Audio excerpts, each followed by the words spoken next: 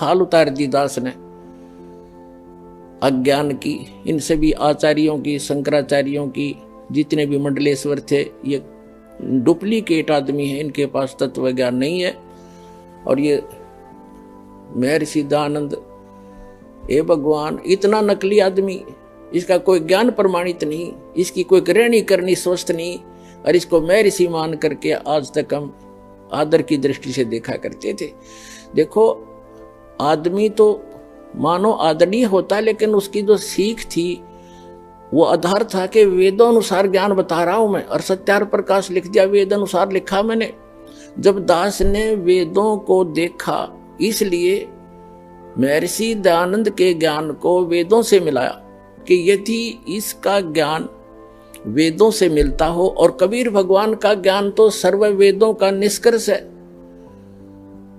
तो कबीर साहब के ज्ञान से तो उसको मिलना कहाँ था, वो तो वेदों से ही मेल नहीं खाया। तो दास ने इतना कहा था, भाई इसको छोड़ दो, उनके हित में कहा था, कोई उनसे हमने कोई उनका कोई संपत्ति प्राप्त नहीं करनी थी, सिर्फ रास्ता दिखाना था कि अभी तक आप गलती पर हो और ये गलत मार्ग है।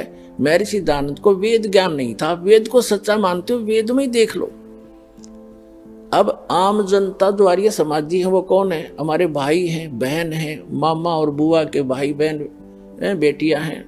लेकिन ये दुष्ट लोग हैं जो आचार्य, ये अपने स्वार्थवश उन्होंने ये सोचा कि यदि हमारे समाज के व्यक्तियों को इस सच्चाई का पता लग गया, सारे रामपाल के पास चले जाएंगे, इनका कल्याण हो जाएगा और तुम्हारी दुकान बंद हो जाएगी। ये उद्देश्य लेकर उन्होंने जुल्म ढा दिया। तो ये लोग कभी तैसी नहीं हो सकते, आज तक नहीं हुए ये लोग स्वार्थी। और दास ने परमार्थ में शीश दे रखा है, जेल चाहे जान जाओ, जेल की तो बात क्या है, पर इसको ऊपर लाकर छोड़ूंगा, मालिक का साथ दास के है, सच्चाई को ऊपर लाऊंगा, पूरा विश्व का कल्याण होगा।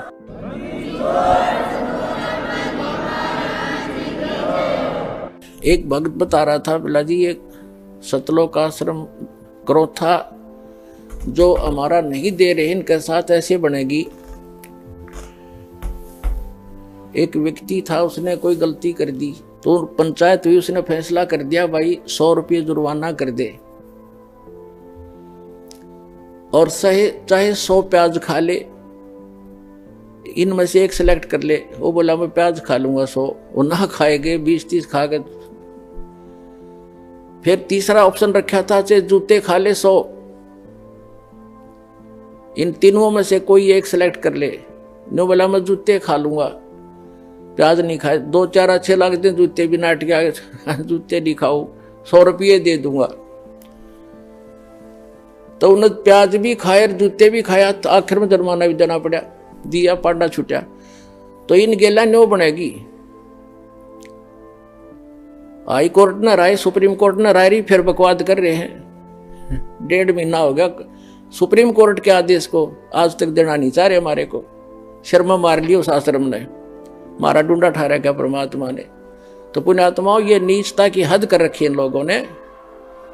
प्रशासन भी यहां तक खड़ा उनके साथ ही जुटा हुआ है। कोई बात नहीं, समय आने दो, दुनिया उनको बैड अकाउंट में लेगी। इनने इतिहास बुरा कर लिया, आने वाले समय में कंस और रावण को भूल जाएंगे, इस मुख्यमंत्री को याद किया जाया करेगा उनके स्थान पर। यह ऐसा जुल्म कर रहा है। हमारा किसी से विरोध नहीं है, हम ना किसी राजनीति से को इच्छा रखते हैं, किसी राजनीतिक व्यक्ति से, ना राजनीति में हमारा हिस्सा है। हम एक धार्मिक संस्था चला रहे हैं और पूरे विश्व में जाएगा, इसको कोई रोक नहीं सकता।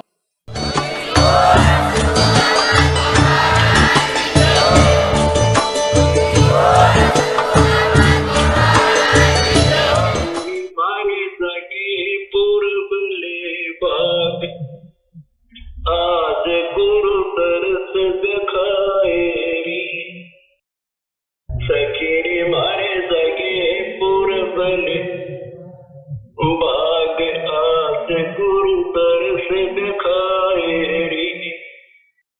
कह कमाली कबीरा जी की बाली, कह